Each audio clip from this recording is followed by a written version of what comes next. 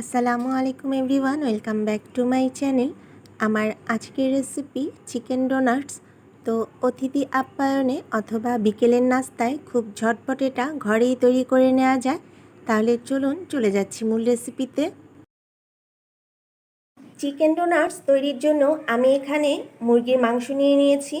আমি মুরগির বুকের যে অংশটা হাড় ছাড়া সেখান থেকে মাংস নিয়ে ব্লেন্ডারে মিহিন করে ব্লেন্ড করে নিয়েছি। এখানে দুটো আলু সিদ্ধ করে নিয়েছি, আর নিয়েছি প্রায় 1.5 চামচের মতো আদা রসুন একসাথে পেস্ট, 1 চামচের মতো গোলমরিচ, পরিমাণ মতো লবণ এবং 1 চামচ জিরা বাটা। আর নিয়েছি ধনেপাতা কুচি, কাঁচামরিচ কুচি এবং পেঁয়াজ কুচি। পেঁয়াজটা আমি একদম মিহিন করে কেটে নিয়েছি, আপনারাও এভাবে নিয়ে নেবেন। এখন যে আলুটা সিদ্ধ করে রেখেছিলাম তা আমি এই মাংসর মধ্যে দিয়ে দিচ্ছি। আলু আর মাংসটাকে খুব ভালোভাবে মিক্সড করে নিচ্ছি। একে একে সবগুলো উপকরণ এর মধ্যে দিয়ে দিচ্ছি পেঁয়াজ কুচি, কাঁচামরিচ কুচি। যদি এখানে বাচ্চারা খায় তাহলে সেক্ষেত্রে আপনারা ঝালটা একটু কম দিতে পারেন। এবং দিয়ে দিচ্ছি আদা রসুন পেস্ট, গোলমরিচের গুঁড়ো, জিরার গুঁড়ো এবং পরিমাণ মতো লবণ। সব কিছু দিয়ে আমি এটাকে আবার খুব ভালোভাবে মেখে নিব।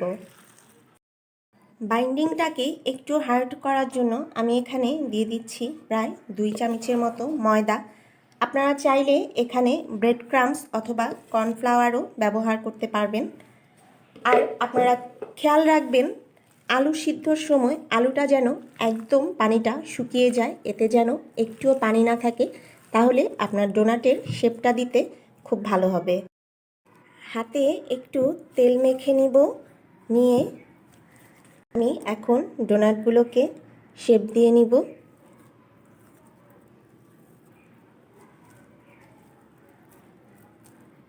এভাবে প্রথমে আমি গোল গোল করে নিব এবং তারপর এভাবে চাপ দিয়ে এটাকে রাউন্ড শেপ করে নিব খুব সুন্দরভাবে।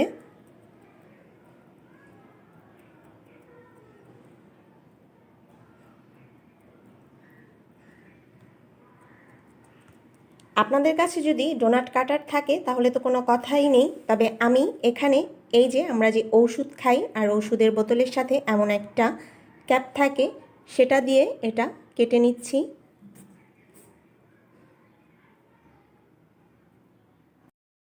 এভাবে কেটে আমি এটাকে খুব আলতো হাতে তুলে নিচ্ছি।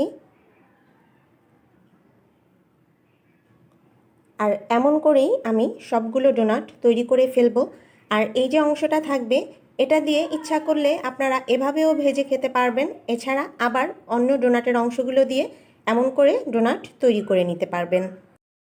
কেউ যদি ভিতরের গোলটাকে ছোট করে করতে চান তাহলে এই যে কেকের ডিজাইন করার যে নজেল সেটা দিয়েও আপনারা এভাবে গোল করে নিতে পারেন, তাহলে দেখা যাবে যে ভিতরের গোলটা ছোট হয়েছে।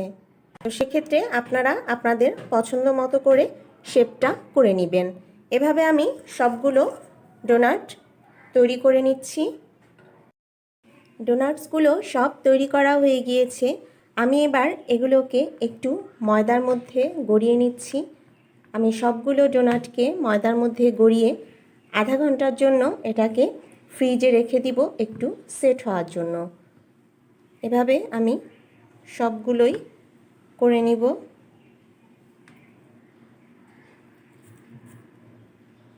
একটা ডিম ফেটিয়ে নিয়েছি, এর মধ্যে দিয়ে দিচ্ছি সামান্য পরিমাণে লবণ। এবার এটাকে খুব ভালোভাবে ফেটে নিব। এবার খুব আলতো হাতে একটি করে ডোনাট প্রথমে ডিমের মধ্যে ডুবিয়ে তারপর আমি ব্রেড ক্রাম্বসে দিয়ে দিচ্ছি। আর এটা অবশ্যই হাত দিয়ে করতে হবে, তা না হলে ডোনাটটা যেহেতু খুব সফট এটা ভেঙে যেতে পারে। আর এই ব্রেড ক্রাম্বসটা আমি বাসায় তৈরি করেছি। কিভাবে খুব সহজে ঘরেই ব্রেড ক্রাম্বস তৈরি করা যায় তার একটি ভিডিও আমার চ্যানেলে আছে, আপনারা চাইলে দেখে নিতে পারেন, ডিসক্রিপশন বক্সে এর লিংক দেওয়া থাকবে। তো এভাবেই আমি সবগুলো ডোনাটস তৈরি করে নিব।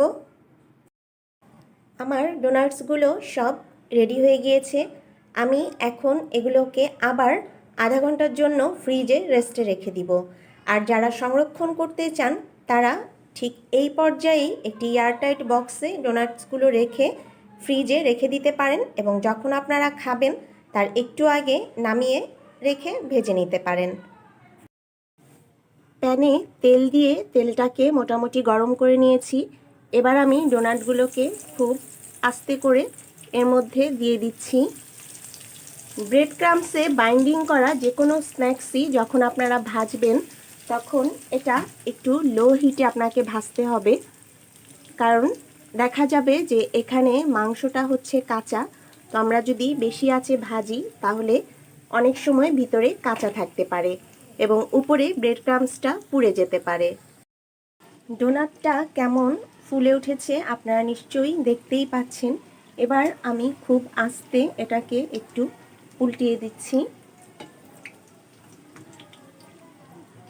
আর এভাবেই খুব আস্তে আস্তে আমি সবগুলো ডোনাট ভেজে নিব।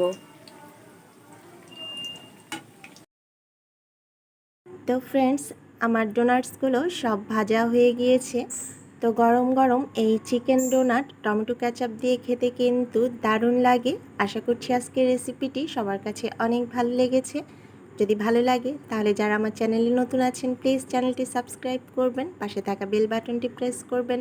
সবাই অনেক ভালো থাকবেন, সুস্থ থাকবেন। আল্লাহ হাফেজ।